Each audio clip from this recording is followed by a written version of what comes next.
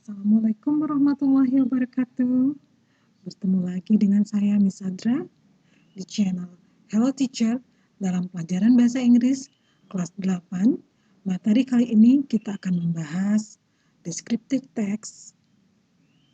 Dan sebelumnya kita akan membuka pelajaran ini dengan membacakan basmalah bersama-sama. Bismillahirrahmanirrahim. Oke, selanjutnya check it out.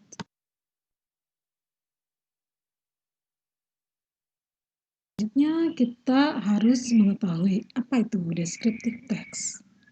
Dari definisinya sendiri, descriptive text is a text that describe a particular person, place, or thing in time. Artinya, teks ini menggambarkan dengan jelas sifat-sifat yang melekat pada sesuatu, baik itu manusia, hewan, tumbuhan, ataupun benda mati.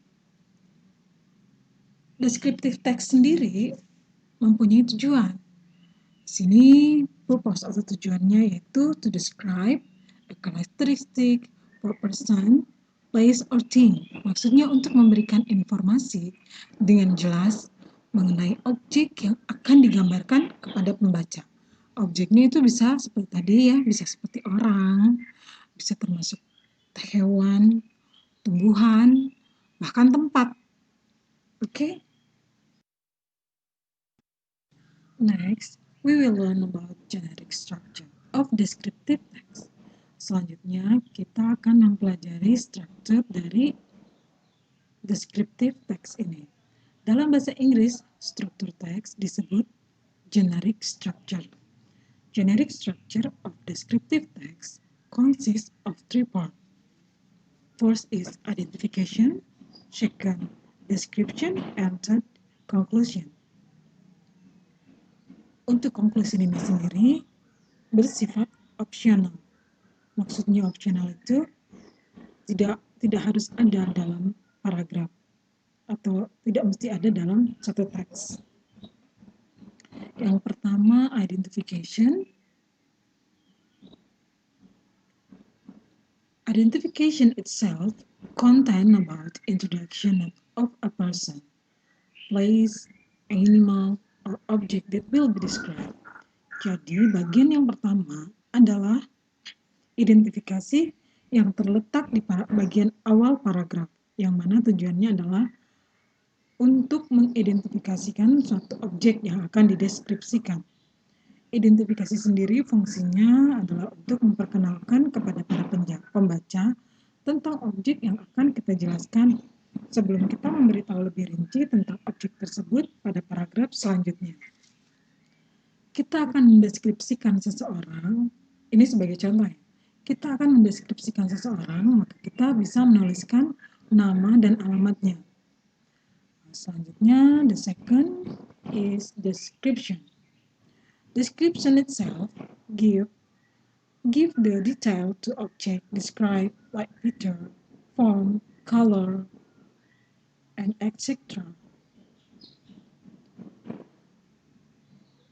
Paragraf kedua sendiri tentang deskripsi ini berisi gambaran detail tentang objek yang akan kita deskripsikan dengan menggambarkan fiturnya, bentuknya, warnanya, dan semua yang berkaitan dengan objek yang akan kita deskripsikan. Setelah di paragraf 1 kita kenalkan objek dengan menyebutkan misal nama dan tempatnya, maka di paragraf kedua, di description ini, kita mulai menggambarkan tampilan fisiknya. Dia gemuk, atau kurus, tinggi, atau pendek, warna kulitnya, karakteristiknya, bahkan juga umurnya. Okay. Next is the language feature. There are the language feature of descriptive text. Berikut ini adalah language feature atau fitur bahasa dari teks deskriptif ini. The first one is specific object. Artinya, teks harus mempunyai objek yang jelas dan spesifik. Contohnya, kalian hendak mendeskripsikan my pet atau hewan peliharaan saya. Jadi objeknya di sini harus ada, jelas, dan spesifik. Second one is use of adjective. Jadi pada descriptive text ini banyak sekali menggambarkan objek dengan kata sifat atau adjektif. Misalnya menggambarkan orang, apakah dia tinggi, pendek, cantik, tampan, dan sebagainya. The third one, use of simple present. Karena yang akan kalian gambarkan itu berisi tentang fakta atau objek tersebut, sehingga harus menggunakan simple present tense. Yang mana fungsi dari simple present tense itu sendiri yaitu mendeskripsikan tentang fakta. Sekarang kita masuk ke dalam contoh. Di sini Ibu akan mendescribing animal. Jadi mendeskripsikan hewan. Judulnya the sheep. The sheep is found in every quarter of the globe and is one of the most profitable animals that mankind possesses. Domba bisa ditemukan di seluruh penjuru dunia. Dan itu adalah salah satu hewan yang paling menguntungkan yang dimiliki oleh manusia. Sini objeknya domba, Ibu udah menciri ya, atau apa ya namanya, sudah menandai bahwa ini adalah identification. Karena identification itu seperti yang kita pelajari tadi adalah penjelasan umumnya secara umum dari objek ini, domba. Sebelum kita masuk ke arah deskripsi, yaitu menjelaskan secara detail. Then, his flesh is eaten by inhabitants of all nations and as you know, is called mutton. Dagingnya dimakan oleh semua orang di setiap negara. Ya, seperti yang kita ketahui, biasanya the sheep ini juga dipanggil atau disebut kambing. Ini mulai mendeskripsikan, menjelaskan step by step ya. Next, the wool of the sheep is very valuable, and most of our clothing is made from it. That produced by the breed called merino sheep is particularly fine and purchase skin a high price. Sini menjelaskan kalau bulu dari domba atau wool domba itu sangat berharga dan pakaian kita sendiri banyak yang terbuat dari bulu domba. Domba merino adalah domba yang terbaik dari jenis domba dan kulitnya sangat berharga, sangat tinggi dibandingkan dengan bulu-bulu domba yang lain. Ini udah mendeskripsikan secara detail tentang domba ini ya. Oke, Ibu juga udah menandai di sini. The skin is also of surface and form cover for many of your school books. Sheep washing and shedding are busy time for the and very interesting sight. Young sheep are called lambs. You often see the gentle little things skipping about in the middle. Di sini menceritakan kalau buku-buku sekolah kita atau banyak cover buku juga terbuat dari kulit kambing atau kulit domba ya.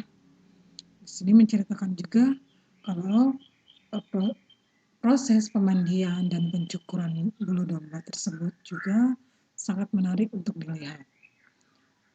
Ini mendeskripsikan ya semuanya. Yang terakhirnya di sini yang sheep are called lambs. Kambing domba yang muda biasanya disebut biri-biri. You have often seen the gentle little things skipping about in the meadows. Kita mungkin banyak menemukan atau melihat biri-biri ini berlarian di padang rumput. Oke, demikian describing about animal, especially the sheep. Oke, semoga anak-anak bisa mengikuti.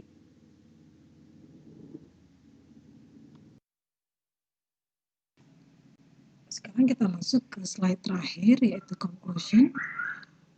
Dari descriptive text ini kita mempelajari definition, purpose-nya, language feature-nya, dan generic structure. Definition sendiri yaitu teks yang menggambarkan sifat-sifat pada sesuatu, baik itu dari manusia, hewan, tumbuhan, ataupun juga benda mati. Purpose-nya atau tujuannya yaitu untuk memberikan informasi dengan jelas mengenai objek yang akan digambarkan kepada pembaca. Language feature dari descriptive text sendiri ada 3, yaitu object, adjective, juga simple present. Dan yang terakhir adalah generic structure-nya, yaitu identification, description, dan conclusion. Demikian materi bahasa Inggris untuk hari ini. Mari kita tutup pelajaran bahasa Inggris kali ini dengan bacaan hamdalah bersama-sama. Alhamdulillah